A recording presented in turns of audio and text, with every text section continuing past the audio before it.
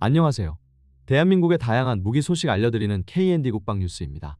지금의 세계 안보 지형은 한국만 비켜가는 예외 구역이 아닙니다.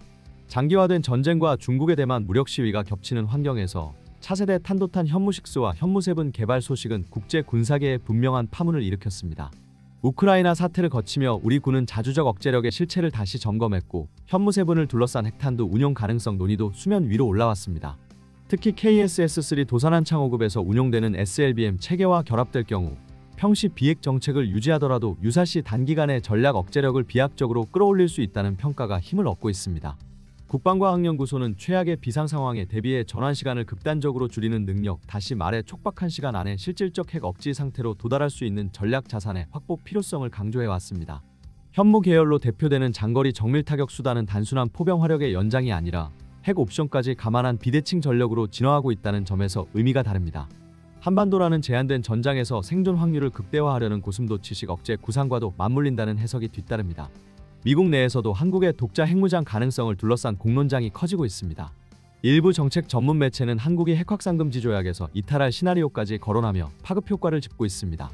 세계 상위권 군사력을 갖춘 한국이 독자 핵전력을 확보할 경우 동북아를 넘어 글로벌 힘의 균형선 자체가 이동할 수 있다는 분석도 제기됩니다.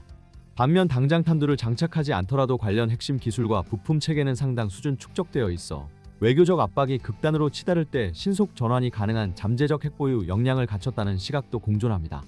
해외 군사 매체들은 현무6와 현무7이 핵 플랫폼까지 확장될 경우 억제의 축이 북한을 넘어 중국과도 직접 맞물릴 수 있다고 전망합니다. 중국이 이미 둥펑 계열 다탄두 전력을 실전화하고 국방비를 꾸준히 늘리는 가운데 대만의 협 긴장과 이어도 주변 해역 갈등이 격화될수록 우리에게 필요한 대응 옵션의 스펙트럼은 넓어질 수밖에 없습니다. 이 과정에서 핵잠수함 전력과 초장거리 타격수단 확보 명분이 강화된다는 논지도 힘을 얻고 있습니다. 미국 주요지에서는 한미동맹을 전제로 한국의 자주적 억제력 강화를 주문하는 견해가 소개되고 있습니다. 요지는 동맹 틀을 유지하되 한국이 스스로의 생존을 보장할 수 있는 독립 변수를 늘려야 한다는 것입니다. 한미 미사일 지침 해제로 민수용 고체연료 우주발사체 개발이 허용된 뒤 위기시 듀얼유즈 기술이 중거리급 체계로 전환될 수 있다는 시그널도 해석의 대상이 되고 있습니다. 다만 이런 전략 무기는 탐지와 선제 타격 위험을 최소화해야 하므로 스텔스 전력과 수중 플랫폼 같은 생존성 높은 운반체 확보 논의가 함께 따라붙습니다. 문제는 NPT 체제입니다. 조약 탈퇴는 국제사회의 강한 반발과 고강도 제재 리스크를 동반합니다. 일부 법적 해석이 조약 절차에 따른 탈퇴 가능성을 언급하더라도 외교 경제적 파장은 불가피하다는 게 다수의 전망입니다. 그만큼 한국의 선택은 동맹, 글로벌 공급망, 금융시장과 직결되는 민감 사안이어서 신중함이 요구됩니다. 한편 동북아의 핵도미노 가능성도 거론됩니다. 한국이 먼저 핵 전력을 공개하면 일본, 대만, 호주 등 인도 태평양의 주요 핵위자들이 연쇄적으로 독자 억제를 모색할 수 있다는 우려입니다. 단기적으로는 불안을 키울 수 있지만 장기적으로는 냉전기처럼 상호 억제에 기반한 균형이 형성될 수 있다는 반론도 나옵니다. 어느 쪽이든 지역 안보 구조가 한 단계 바뀌는 분기점이 될 수 있다는 점은 분명합니다. 미군의 전략 초점이 중국 견제에 놓여 있는 만큼 한국이 억제 수단을 강화하더라도 동맹 자체가 즉각 흔들릴 가능성은 크지 않다는 시각도 있습니다. 동맹 조정과 전략 자율성 확대가 병행되는 흐름 속에서 우리의 선택지는 기동식 발사체의 생존성 확보와 플랫폼 다변화로 이어지고 있습니다.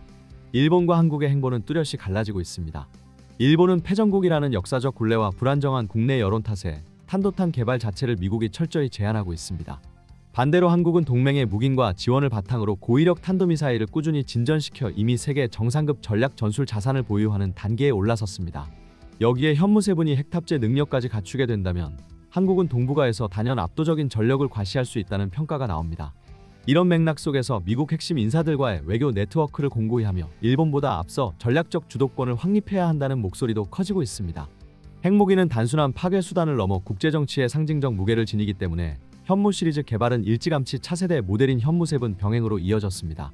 이와 맞물려 호주의 핵잠수함 프로젝트가 미국 내부 정치 갈등으로 표류하자 그 공백을 한국이 메울 수 있다는 전망까지 흘러나오고 있습니다. 실제로 도산한 창호급의 3번 함 이후 차세대 배치 모델은 한국이 독자적으로 설계 중인데 원자력 추진 체계를 결합할 경우 호주가 원하던 전략 플랫폼을 대체할 수 있는 유력 대안으로 주목받고 있습니다. 그러나 정작 미국 내부에서는 호주의 핵잠수함을 지원하는 방안에 회의적 시각이 적지 않습니다. 호주가 대만의 협 사태에 적극 개입할 의지가 불투명하다는 지적이 있는 데다 미국 해군조차 자국 핵잠수함 전력을 충분히 확보하지 못하고 있기 때문입니다. 이 때문에 호주의 전략 자산을 넘기는 것이 실익에 맞느냐는 의문이 커지고 있으며 트럼프 행정부는 불확실성을 이유로 협정 전반을 다시 검토하는 움직임을 보이고 있습니다. 이 논란은 오커스 체제 자체의 존속 문제로 이어지고 있습니다. 미국이 발을 빼면 영국 단독으로는 사업을 유지하기 어려워 사실상 무산될 가능성이 높다는 전망이 나옵니다. 미국이 스스로 동맹 구조를 흔드는 셈이지만 트럼프 정부의 자국 우선주의 노선상 유럽 나토에서 보여줬던 태도를 호주에도 그대로 적용할 수 있다는 분석이 힘을 얻고 있습니다. 호주는 원래 2016년 프랑스와 차세대 잠수함 사업을 진행하다가 2021년 미국 영국 주도의 오커스에 합류하며 핵잠수함 도입으로 방향을 틀었습니다. 그러나 중국 해군력이 오세아니아까지 확장되는 와중에도 당초 2030년대 초 5척을 확보하겠다던 계획이 지연되면서 큰 타격을 입었습니다. 프랑스와의 계약을 끄는 뒤쌓아온 10년의 시간은 허공에 흩어질 위기에 처했고 오커스마저 무산된다면 호주 정치권은 돌이킬 수 없는 후폭풍에 직면하게 될 것이라는 관측이 나옵니다. 미국 내에서도 호주 핵잠수함 사업을 재검토해야 한다는 목소리가 점점 커지고 있습니다. 미 해군조차 자국의 수요를 채우기 버거운 상황에서 굳이 호주의 전략 자산을 넘기는 것이 실익에 맞느냐는 회의론이 제기되는 것입니다. 일부 싱크탱크 전문가들은 차라리 잠수함 건조 경험과 기술력이 축적된 한국과 협력하는 것이 현실적이라고 강조했습니다. 영국은 호주 계획을 지지하고 있지만 단독으로 핵잠수함을 공급할 능력이 부족하고 프랑스는 과거 계약 파기 경험 탓에 협력 조건을 강화할 수밖에 없어 호주가 원하는 물량을 단기간에 맞추기 어려운 상황입니다. 이 틈새에서 대한민국이 강력한 대안으로 떠오르고 있습니다. 한국은 이미 호주에 재래식 잠수함 임대안을 제시한 바 있고 캐나다 차세대 잠수함 사업에도 현대중공업과 한화가 참여해 입지를 넓혀가고 있습니다. 도산한 창호급을 비롯해 3,000톤급 잠수함을 연속적으로 건조하며 리튬이온 배터리 기반 장기 자망 기술까지 확보한 한국은 대량 생산을 통한 단가 절감 효과까지 기대할 수 있어 호주와 캐나다 모두의 매력적인 선택지로 꼽힙니다. 무엇보다 수출형 확대 모델은 단순한 재래식 플랫폼을 넘어 수중발사 탄도미사일까지 고려할 수 있는 확장성을 지녀 중국 잠수함 추적과 전략 억제 능력까지 포괄할 수 있습니다. 문제는 호주가 당장 원하는 전략적 억제력입니다. 트럼프 행정부의 자국 우선주의 기조 속에 오커스 협정이 흔들리면서 호주는 핵잠수함 확보가 사실상 어려워진 상황에 직면했습니다. 이 때문에 현지 언론과 군사 평론가들은 대체 옵션으로 한국산 전략무기에 눈을 돌리고 있습니다. 특히 현무5와 같은 장거리 탄도미사일이 언급되고 있는데 핵잠수함을 확보하지 못하더라도 이동식 발사체계 기반의 미사일 전력이라면 즉각적인 억지 효과를 발휘할 수 있다는 주장입니다. 실제로 호주 언론은 현무5를 배치할 경우 불과 40분 만에 베이징을 타격할 수 있다고 분석하며 광대한 호주 영토에서 기동 발사 차량을 위장하면 탐지와 요격이 어렵다는 점을 강조했습니다. 이러한 논의는 최근 이란의 사례와도 맞물려 주목받고 있습니다. 이란이 발사한 수백 발의 탄도미사일이 이스라엘 방공망을 사실상 무력화시킨 사건은 전략 탄도미사일이 가진 억지력의 본질을 그대로 보여준 것입니다.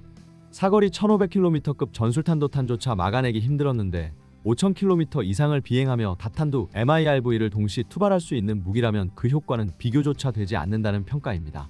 호주 내부에서도 이런 무기를 직접 보유하지 않더라도 잠재적 도입 논의만으로도 중국의 전략적 계산을 흔들 수 있다는 기대가 커지고 있습니다. 결국 호주는 자국 생존을 보장할 억제 수단을 반드시 찾아야 하는 처지에 놓여 있습니다. 핵잠수함이 현실적으로 좌초될 경우 미국이 대체 무기를 제공하기도 어려운 만큼 선택지는 우방국 가운데서 좁혀질 수밖에 없습니다. 현지 언론은 이스라엘과 한국을 주요 후보로 지목하며 특히 대한민국의 전략무기 개발 경험을 높이 평가하고 있습니다. 최근 들어 현무세분의 구체적 재원 일부가 비공식적으로 흘러나오면서 국제사회가 다시 술렁이고 있습니다. 불과 얼마 전 현무5가 전격 공개된 사례를 감안하면 한국이 이미 그 다음 단계인 현무6와 현무7까지 개념 연구와 시험 단계를 동시에 추진하고 있을 가능성이 크다는 분석이 제기됩니다. 사거리 5000km급을 넘어 다탄두 MIRV와 고위력 관통탄두까지 고려된 차세대 전략 미사일이 조용히 현실화되고 있다는 관측은 동북아 군사 지형을 단숨에 뒤흔드는 소식입니다. 특히 중국은 이 움직임에 강하게 반발하고 있습니다. 자국의 둥펑 계열 전략 미사일 전력 우위를 바탕으로 주변국을 압박해온 중국 입장에서는 한국이 사실상 ICBM급 능력에 접근하고 있다는 사실 자체가 커다란 위협으로 다가오기 때문입니다. 중국 관영 매체들은 한국이 잠재적 핵무장 능력과 초장거리 미사일 전력을 동시에 확보하는 것은 명백한 도발이라고 주장하며 거친 어조로 경고를 내놓고 있습니다. 하지만 전문가들은 중국의 분노가 오히려 그들이 위협을 체감하고 있다는 반증이라고 지적합니다. 한국의 현무7 개발은 단순한 무기 경쟁이 아니라 중국이 장악해온 전략적 우위를 무너뜨릴 수 있는 새로운 균형점으로 작용하고 있는 것입니다. 대한민국의 미사일 전력은 한때 사거리와 탄두 중량에 묶여있던 제한의 시대에서 벗어나 현무라는 이름 아래 완전한 자립 궤도에 올랐습니다. 현무포로 알려진 중량급 전술탄도 미사일은 지하화된 지휘통제 시설과 강고한 표적을 상정한 관통 능력으로 문을 열었고, 뒤이어 등장한 현무5는 장거리 정밀 타격 성능과 수통급에 달하는 강력한 파괴력으로 전략 억제의 무게추를 한국 쪽으로 확실히 당겨 놓았습니다. 이것은 단순한 수치 경쟁이 아니라 전쟁의 첫 시간을 결정짓는 핵심 표적을 신속히 무력화할 수 있는 실전적 능력의 확보라는 점에서 의미가 큽니다. 다음 축에서는 기동성과 생존성이 전면에 섭니다. 현무6로 대표되는 차기 개념은 비행 중 궤도와 고도를 유연하게 바꾸는 준탄도 궤적과 종말 회피 기동을 통해 방어망의 요격 기회를 구조적으로 줄이는 데 초점이 맞춰져 있습니다. 발사 플랫폼의 기동성 강화, 도로 임도 기반 신속 전개, 교란과 기만을 결합한 운용 개념이 함께 얹히면서 첫 타격 이후의 연속 억제 고리가 촘촘해졌습니다. 동일한 탑재 질량에서 더 먼 거리, 더 복잡한 궤적을 구현하는 경량화, 소형화 기술도 병행되며 교전 환경 전체가 우리에게 유리한 방향으로 재편되고 있습니다. 이 흐름의 정점에는 극초음속 계열이 놓입니다. 현무7로 이어질 차기 축은 마하 7 이상 영역에서 활공순항하며 종말 단계까지 불규칙 궤적을 유지하는 개념으로 기존의 예측 가능성을 파괴해 요격을 사실상 불가능에 가깝게 만드는 데 방점이 찍혀 있습니다. 활공체형이든 흡기식 추진형이든 공통된 철학은 명확합니다. 더 멀리, 더 빨리, 더 예측하기 어렵게 접근해 지휘부와 방공 핵심, 전략 화력 플랫폼을 한 번의 웨이브로 정리하는 것입니다. 지상 발사 체계는 물론 함정과 잠수함, 항공 플랫폼으로의 확장 가능성까지 함께 열어두면서 다 플랫폼 동시성도 고려되고 있습니다. A사 레이더는 현무의 몸체에 붙는 장비는 아니지만 현무가 제대로 표적을 찾아가고 타격 효과를 검증하는 킬체인의 눈과 귀라는 점에서 본질적으로 연결됩니다. 전투기형 A사와 지상 해상 다기능 A사, 간원 기반 송수신 모듈의 축적은 장거리 탐지와 고정밀 표적 식별 능력을 끌어올려 현무 발사부대에 더 높은 사격 품질 데이터를 제공합니다. 사격 전 표적 확인, 비행 중 데이터 보정, 타격 직후 전장평가까지 하나의 센서 그리드로 이어지며 동일 네트워크의 얹힌 방공 자산과의 데이터 공유는 창과 방패의 동시 진화를 가능하게 합니다. 결국 더 적은 발사로 더 확실한 효과를 내는 체계 효율이 만들어집니다. 우주 영역은 이 고리를 닫아주는 마지막 퍼즐입니다. 합성개구 레이더와 전자광학 적외선 센서를 조합한 군 정찰위성 체계가 상시 감시를 제공하면서 기상 악화나 은폐 위장에 흔들리지 않는 표적 탐지와 궤적 추적이 가능해졌습니다. 아군 플랫폼의 전술 데이터 링크와 합쳐지면 탐지부터 타격 결심, 교전, 사후 평가에 이르는 루프를 외부 의존 없이 자력으로 굴릴 수 있고, 이것은 곧 현무 한 발 한 발의 품질과 속도를 끌어올리는 실질적 기반이 됩니다. 반면 북한은 최근까지도 단거리 준중거리 탄도미사일과 장사정 로켓을 무분별하게 쏟아내며 지역 긴장을 인위적으로 끌어올리고 있습니다.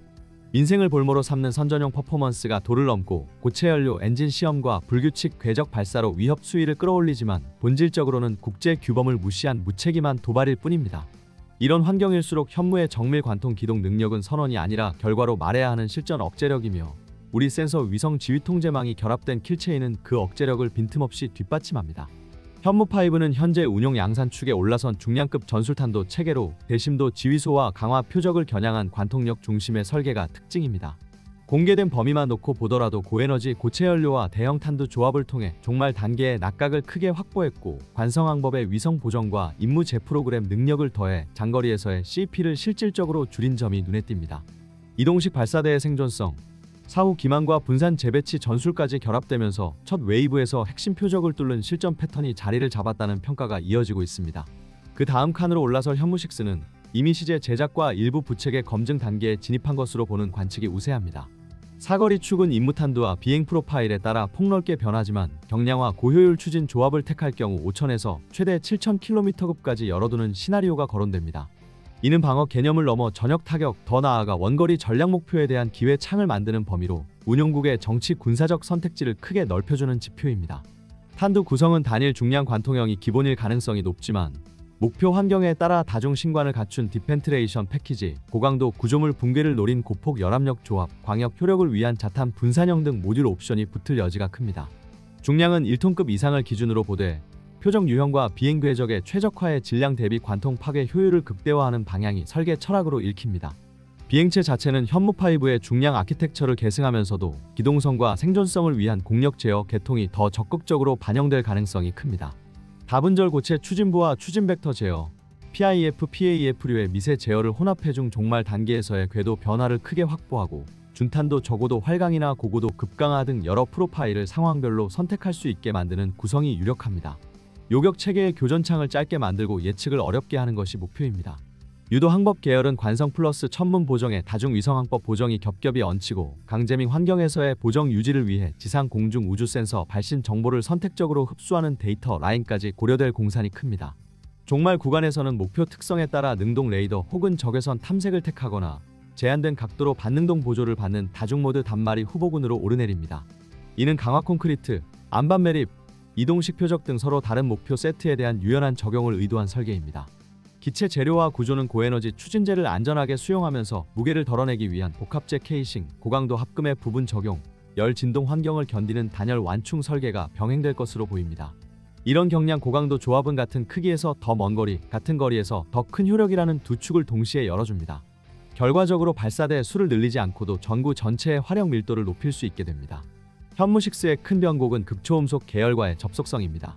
베이스가 되는 탄도체의 마하 5 이상 영역에서 활공하는 글라이드 바디를 얻는 파생형, 혹은 종말부 마누버링을 극대화한 마브 계열로 스펙트럼을 넓히는 그림이 유력합니다. 전자는 장거리에서 방어망을 무력화하는 질주를, 후자는 중단거리에서의 요격 회피와 정밀 관통을 겨냥합니다. 어떤 선택이든 공통분모는 예측 불가능성과 궤적 유연성, 그리고 한 발의 전략적 효과를 최대화하는 방향입니다. 센서 지휘 통제와의 결합도 가정이 선명합니다. 전투기 지상 해상 A사 네트워크가 제공한 고정밀 표적 데이터, 군정찰 위성의 상시 감시, 장거리 통신 데이터 링크가 엮이면서 사격 품질 데이터가 발사 직전까지 업데이트됩니다. 타격 직후에는 전장평가 결과가 신속히 반영되어 2차, 3차 웨이브의 표적 재할당이 자동화 수준으로 굴러갑니다. 같은 화력으로 더 많은 효과를 내는 체계 효율은 이 데이터 파이프에서 나옵니다. 전략적 메시지 측면에서 보면 현무6는 단순히 사거리 숫자를 키우는 무기가 아니라 억제의 구조를 바꾸는 플랫폼입니다. 원거리 핵심 표적을 향한 도달력, 요격망을 넘어서는 궤적 유연성, 다양한 탄두 패키지의 선택폭, 분산 배치된 TEL의 생존성까지 합치면 상대는 대비 비용이 기하급수적으로 늘어나는 반면 우리는 발사 수량과 화력 계획을 탄력적으로 가져갈 수 있습니다. 그것이 바로 현무6의 불러올 균형 변화의 본질입니다. 암암리에 퍼져나오는 현무7은 더욱 기대됩니다. 현무7은 현무 계열이 극초음속 시대로 진입하기 위한 다음 칸으로 보입니다. 합리적 추정으로는 두 갈래 축이 유력합니다. 탄도 부스터 위에 활공체를 얹어 고고도에서 마하 7 안팎으로 활공하며 수천 킬로미터급 전역 타격을 노리는 활공체형, 그리고 공기흡 입식 추진을 쓰는 극초음속 순항형입니다. 지상 이동식 발사대를 기본으로 하되 함정 수직 발사기와 잠대지 파생까지 확장될 가능성이 크며 다축 동시 타격과 은폐 전개로 상대 방어망을 분산시키는 운용을 전제로 합니다. 유도 항법은 관성의 다중 GNSS, 천문 지형 상관을 켠 다층 보정 구조가 유력하고 종말 구간은 능동 레이더와 적외선, 영상 상관을 조합한 다중모드 단말이 후보로 거론됩니다. 초고온 환경을 견디는 세라믹 매트릭스 복합재와 구조 냉각 설계가 적용되어 열 진동 환경에서 형상을 지키고 고기동 마누버와 저피탄 파형, LPI 데이터 링크로 요격 창을 급격히 줄이는 구성이 예상됩니다. 탄두는 표적에 따라 관통형, 정밀 고폭, 열압력 조합, 제한적 자탄 분산 같은 모듈 옵션을 두고 400에서 800kg급 유효 탑재 범위를 합리적 가늠선으로 볼 수 있습니다. 결정적 차별점은 네트워크 결합입니다. 정찰위성과 항공해상 지상 A사 센서가 뽑는 고품질 표적 데이터가 발사 직전까지 갱신되고 타격 직후 전장평가가 다음 웨이브 재할당으로 이어지는 루프가 전제됩니다. 이렇게 되면 현무6의 요격 회피와 관통으로 첫 문을 여는 망치라면 현무7은 예측 불가능한 접근과 다플랫폼 동시성으로 균형을 뒤집는 칼이 될 것입니다. 시청해주신 여러분 감사합니다. 구독, 좋아요, 후원은 콘텐츠 제작에 큰 도움이 됩니다. 더 다양한 국방 소식으로 찾아뵙겠습니다. Hard in the motherfucking paint, nigga.